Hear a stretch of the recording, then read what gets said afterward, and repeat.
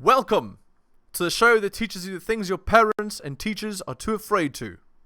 The Helios blog. Today, Jordan Peterson and Piers Morgan. Heated debate. This should be good. The reason she's alone is because she's difficult.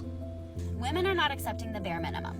Women fuck men they respect. All the women who say things like, I'm strong, independent, I don't need no man, like, y'all impress me. Women just gaslight each other and say what they want to hear.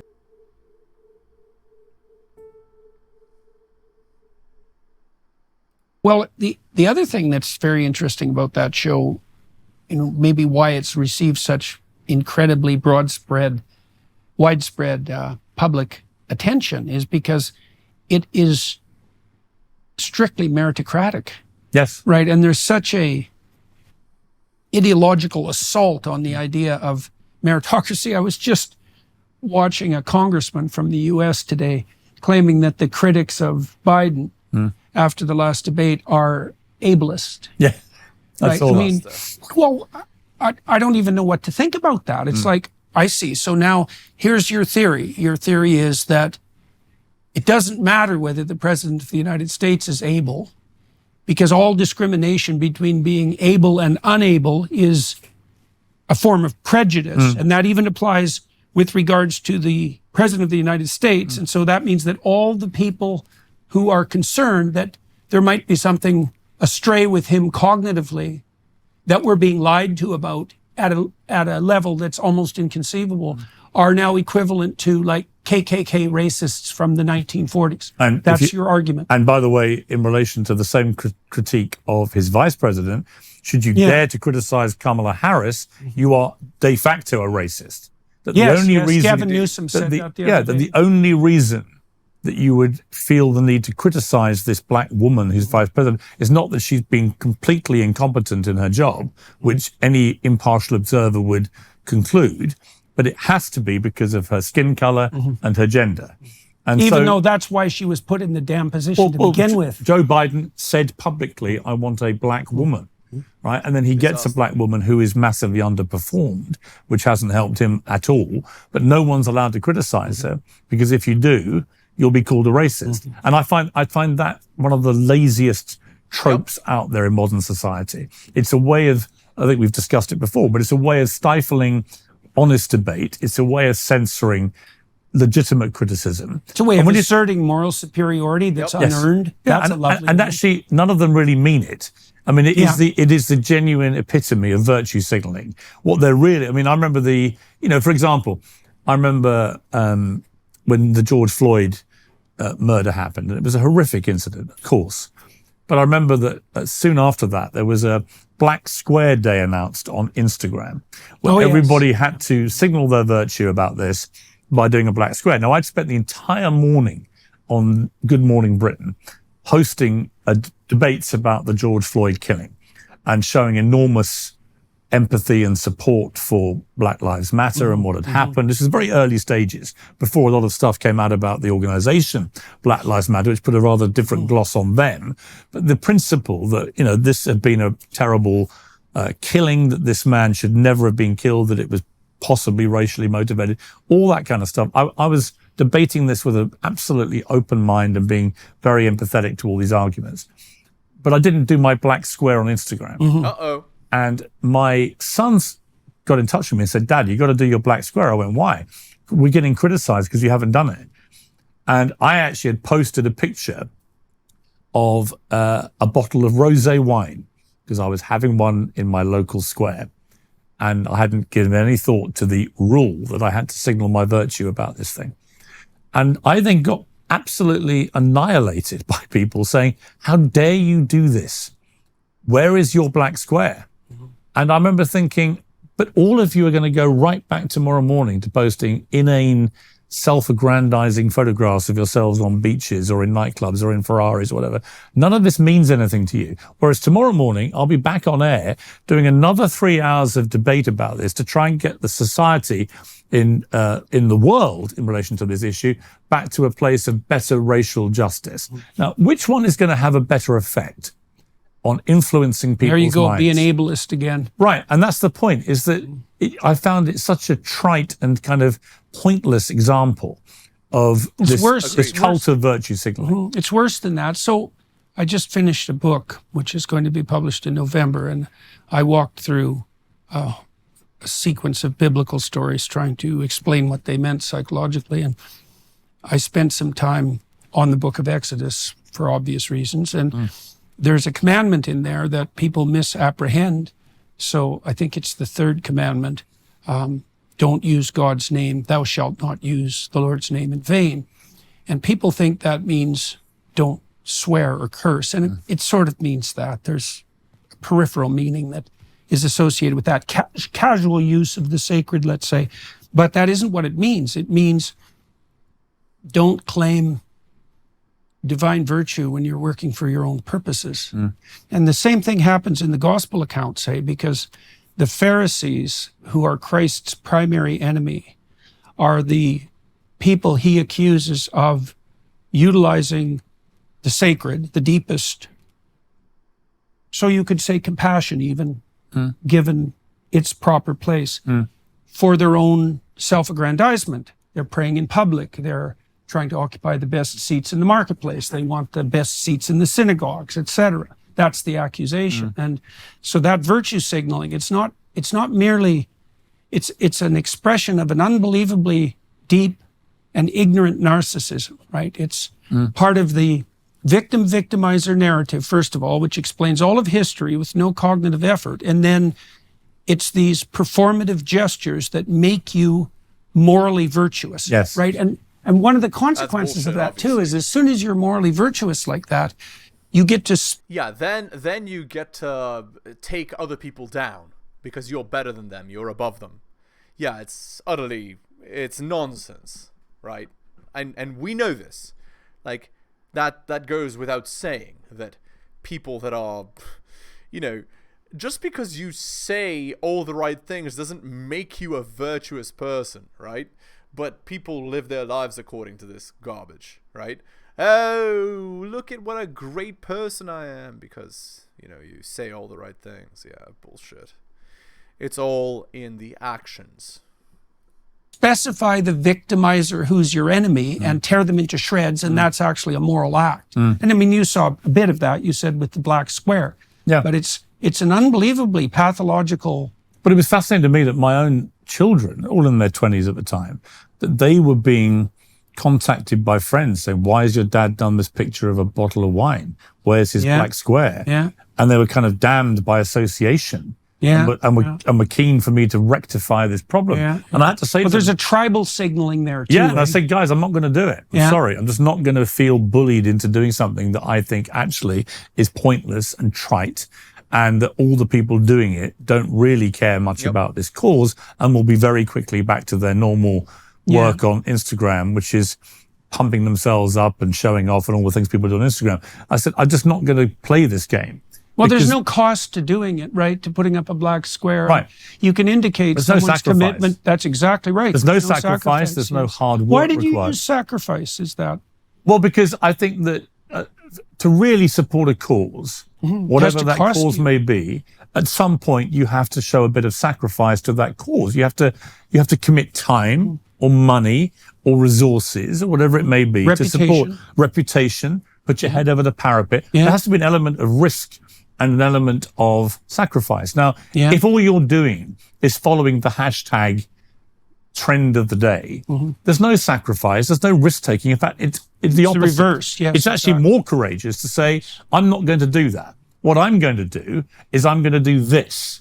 And it's a far more tangible and effective way of trying to get racial injustice to a better place, which everybody should share that desire. And I just feel that it comes back to what you said earlier about the victimhood generation. The one common theme of the people who play that victim card all the time is they almost never show any sacrifice for anything. It's all about themselves. It's all about, how can I get pity? How can I be showered in sympathy? How can I become almost famous for failure and celebrated for it? Rather than the way I was brought up, which is you celebrated success, you drowned your sorrows with failure, and you didn't let it take you down or destroy you, and you dusted yourself down and got back on with it. But the idea of celebrating failure The idea of celebrating coming last at the school sports day, the idea that everyone had to get a participation prize, even if they were terrible at something. No, Right. I wasn't very good at athletics at school. I was very good at cricket. I was one of the best cricket players aged 12 in the country. And my dream was to be a professional cricketer. I never made it. My other dream was to be a journalist. I made that. But I was terrible at athletics. My two brothers were brilliant at athletics. They used to win everything. But I used to always win the non-finalist race. And I was very happy about that. Because I said to my... What is that? Well, so everyone who didn't win a race got put in the non-finalist race. So you were the kind of lepers with the most fingers, right? For want of a crass phrase. And the point was that you were competing against other losers, but you could still win something. And I thought, I'm going to be the best loser because I'm crap at this. I can't really run or hurdle or throw javelins or anything like that. But I can beat this lot. And I was proud of that. But I never mistook it for actual glory or winning. Right. And I think people that, I see people on social media say, I'm so proud of myself. I just passed my driving test at the 11th attempt. And I'm like, why would you want anybody to know that? Indeed. Why would you want anyone to know that you're so completely clueless at driving? It took you 11 attempts to pass your driving test. And what do you want me to do? Do you want me to send you champagne? Do you want to be trending #1 around the world for being the worst driver in the world? What are you celebrating here? If you passed your driving test at the 11th attempt, I'm pleased for you, but I'm not proud of you. This is not something that should instill pride in you. And I think that's where society's so warped now. We celebrate failure. We also celebrate pride. And pride. Yeah, and not only do we celebrate these things, we under-reward people that are actually good at things, which is a big problem, obviously. Like formally. Right, exactly. Yes. And we also, we've started to feel bad about winners. We don't really feel comfortable with winners anymore, especially if they're a little bit self-confident. And yet I think they're the best possible role models out there. People that can perform in the cauldron of great sport or entertainment, whatever it may be. I watched all the sort of jealous sniping about Taylor Swift, for example. And then I went to her concert at Wembley. Absolutely mind-blowing experience. It's not because she's the best singer in the world or the best dancer or the best actress or the best pianist or the best guitarist, even though she does all those things. It's just I've never seen an audience so at one with the performer where she gave them what they wanted. 3.5 hours of banging hits on a massive stage with huge theatrics. Every kid there, including my 12-year-old daughter, had a fantastic time. But the sniping, she doesn't sing every song live. She's this, she's that. She's written all these songs herself. Indeed. She's grossing $2 billion on this tour. Pro rata, the biggest tour in the history of music. Bigger than the Beatles when they played Shea Stadium. And yet the natural reaction of a lot of people is to snipe, whilst pretending, you can almost bet they all have #BeKind in their ex bios. In other words, I'm a really kind person. I'm a tolerant person. I'm a nice person. And I'll destroy any of you fascists who deviate from my woke worldview. Yep. But when it comes to Taylor Swift, I'm going to... That's my, least favorite thing about 2024. People say, I'm so tolerant, I'm so nice, I'm so kind, look at me, look at what a great person I am.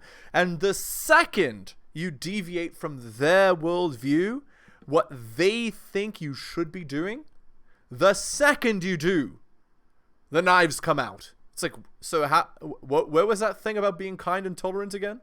Where was that? Out the window. A bitch all over her. I'm going to trash her. I'm going to be envious and resentful and jealous and all these things, which flies completely in the face of what they're pretending to be. And it's that complete double standard that I see with so many of the, right. Well, for want of a better phrase, the woke brigade, as I call them. But it is as Elon Musk has said, it's a mind virus, and they are actually leading lives and behaving in a way that is completely the opposite of what they are masquerading as. And I find that that deceit and that fraud actually pretty offensive. I And find it's that like, offensive it as well. just exposes them for what they are. Yeah. Well, I think to bring it back to the talent shows, I think that's all dramatized in America's Got Talent and Britain's Got Yes. Talent, right? Because it's people come out there and they can't help in some sense but show who they are very rapidly. Yes. Right. They're on stage and they're naked on Yeah. stage, Yeah. right? And then they're judged. And if it's done well, then the cream rises to the top and everybody's thrilled about that. And so now you said something right at the beginning that I'd like to return to too. You talked about the shift that you've made into online journalism. Yeah. And so you're, I presume, much more autonomous. But you also said that you're having the most interesting time of your Yeah. career. Okay, so what exactly has, I mean, you had some positions where you presume that you had a fair modicum of editorial freedom and so forth. So what's the cardinal difference with what you're doing now in terms of its effectiveness publicly, but also in terms of its effect on your own motivation and your quality of life? I would take the Israel-Hamas war as an example of why I feel this is a very exhilarating time for my career. And it was because for some reason that we weren't really sure why this was happening. Very early on, we started getting gigantic numbers on YouTube for our debates about the war. And I interviewed people like Bassem Youssef, and 22 million people watched that interview on our YouTube channel. And this carried on. Lots of different voices, from Andrew Tate to the Palestinian ambassador to whoever it may be. But I had people from both sides of the divide arguing very passionately. And then I began putting them together. And I became almost a ringmaster, a sort of fulcrum for really smart, passionate debate by intelligent people who were diametrically opposed about a big issue. And it really resonated with people. And then I began to realize it was resonating globally. So we were getting a massive audience in America for these debates, massive audience in the Middle East, massive audience in Australia, massive audience in a lot of Europe. And so we then did the same again with the US presidential race, exactly the same. So what it showed me was that almost every media outlet in conventional mainstream media now has a position. They have their tribe, and they don't really deviate much. They don't allow too many open debates between people who vehemently disagree. They would rather reaffirm their bias to their audience. They're going for the sure thing there. They go with the sure thing, which they believe is the thing. I think what we've done, and listen, it's something you've been doing for a very long time. I'm not professing to be the only person that does it, but probably what's unusual about what I've been doing is this. Yes, I do the big one-on-one interviews with lots of interesting people, from Donald Trump to Cristiano Ronaldo to you to whoever it may be. Kevin Spacey recently was a very powerful interview. But actually, I think that if people, you ask them, what is Piers Morgan Uncensored on YouTube about? It's about bringing people together for a proper, animated, passionate debate. Right. And you also have the stomach for that, eh? Yeah, which I is have a not hard easy. time with conflict fundamentally. Yeah. And so, but you kind of remind me of Douglas Murray in that regard, is there are people who are, well, it's probably, I don't know if you've ever taken my personality test at understandmyself.com, but I did one test that said I was borderline psychopath. I believe that. But what did I want to say? What did I want to say? I like how both of them have plugged their products in this interview. Well, I'd be interested in your agreeableness scores, because, well, and it's also with Cowell, because it takes a certain degree of emotional stability, so low neuroticism, and a certain degree of disagreeableness, and those are very masculine traits, low neuroticism and low agreeableness, to be able to, well, first of all, even tolerate conflict, but also, with Douglas, for example, there's an element of him that really enjoys it. He likes that combat. I do too. Right. See, I get it from all sides. I mean, Douglas obviously has a position about that war where he's very, very pro-Israel, will take on all comers about it. I'm a more nuanced sort of ringmaster to people with strong views on either side, including I've had Douglas a few times, very powerfully. But I like having people on both sides. I did one last night, which was it was about an hour long. It was very animated, 2 pro-Palestinians, 2 pro-Israelis going at it. And it was a really interesting hour of debate. And I at the end of it will get accused by people on social media of supporting both sides. Right. I'll get the usual flurry of death threats. I'll get the usual abuse and everything else.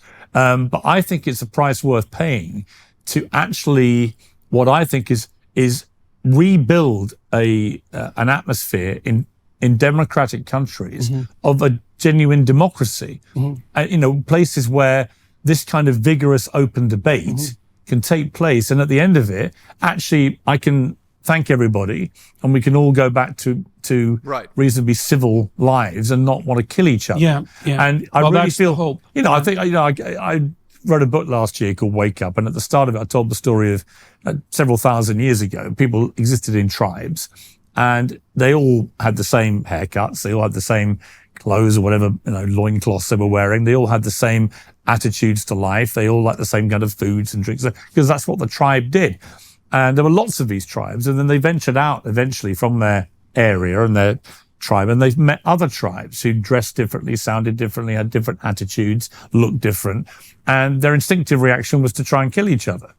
And through social media, I felt we regressed back several thousand years to those days of tribes encountering each other, and their natural visceral reaction was to try and destroy each other. And so everyone on Twitter was just screaming all the time. And what I want to do with Uncensored, as the name on the tin says, is actually try and make people understand it's fine to be passionate. It's fine to argue your case with great emotion. But what you shouldn't do is be deliberately in denial about facts. Right. Truth matters, not my truth or your truth. The truth matters. Facts matter. You can have an opinion about facts, but what you can't do is ignore obvious, clearly provable information which should change your opinion about something, simply because you've decided you're so embedded in your tribe that to do so is somehow disloyal. And that's where we've got to. So have the debates been the most popular thing that you've been doing? Yes. Look, the really big interviews will always blow big. Yeah. But actually the consistent power of our debating, whether it's about Trump and Biden, whether it's about Israel, Hamas, whether it's about the royal family, whatever it may be, getting smart people on, and I don't want dummies on. I don't want people who can't articulate themselves. I wouldn't have Joe Biden on right now in his current condition. Because you're an ableist. Exactly. But Lord, smart people who have passionate, informed views about the subject. But I want people from both sides. And I want to be there to try and forge an atmosphere consistently of the kind of atmosphere I had in my local village pub when I was a kid. When I first started going to the pub, we'd have a few beers and a big old argument about something. I used to get, chucked out of my local pub for being too opinionated when I was 18. That's hard to believe. Very, very hard to believe. But 10 pints of scrumpy and off I'd go. And I was just as opinionated then as I am now. The landlady, Mary, would throw me out. But she'd always forgive me and let me back in because I'd turn up with some flowers or something. And so I knew how to turn things around. But that's been a consistent theme of my career, actually. But actually, in those days, there wasn't social media to kind of whip everyone up into tribal frenzy. And there wasn't understanding that facts were facts. And you can have an opinion about facts, an interpretation of facts that's different from other people, but you can't have your own set of facts which aren't facts.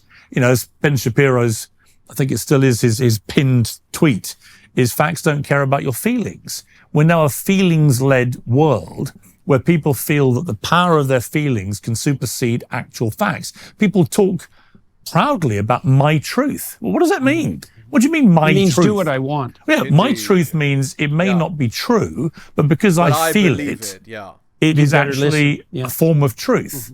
And I find that a ridiculous concept. Agreed. Which doesn't make any sense. And yet a lot of people fall for this. And it's fueled again by social media. So what I want to do, I genuinely want people to come together, have a good old tear up, but at the end of it, metaphorically, they're often not together. But just to metaphorically shake hands. And the thing I like most is doing a big debate. And at the end of it, I see 4 smiling faces because I've said something to sort of thank you all for being such a great panel. Oh, thanks, Piers. And we all go our separate ways. I don't want people ending debates and thinking, I want to kill that person. Because I don't agree with free speech is supposed to be the substitute for war. Yeah. right? You either let your stupid ideas die or you die. Those are kind of the rules. Yeah. So now, in terms of you talked about your motivation too, that you're at a particularly exciting stage in your career, particularly because of the way that you're approaching things online. And so what has that done for you that you didn't have, do you think, in the other positions that you've held? I just have noticed a massively larger number of people coming up to me all the time, skewing young, who are really grateful for what I'm doing. I've never had that. I've had people talk about stuff I'm doing and say, that was I enjoyed that, or enjoyed this, that was funny, the talent show guy, or loved your Celebrity Apprentice going after, so and so. All that, I've had all that kind of reaction, or I hated your views of this, or all that. It's perfectly normal. To have a lot of younger people come up and say, what you're doing is really important. There's nowhere else I can see this kind of thing. I don't get it at That's school. a good deal. I don't get it at school. I don't get it at university anymore. There are no people on the other side of the argument allowed. Yeah. Exactly. You can't have conservative speaking, because conservative speaking is so wrong. No, it has to be. Which is obviously utterly ridiculous. But anyway. I like this freeze frame. Let's end the video there. Hit the like, hit the sub, hit all for notifications. Go buy my books at bit.ly/heliosbooks. Shoutouts to Hunter M, Adrian R, Tom and Bobby, Dylan H, Renaissance Press, Brian, Andrew, Alan, Armani, and Nicholas. Shoutouts to you, most recent purchaser of both my books, Strategist Guide to Seduction and Codes to Live By. Thank you. If you'd like my early access content, I do offer it on Patreon. That's patreon.com/theheliosblog. And if you'd like coaching services, I do offer it. Just send me an email.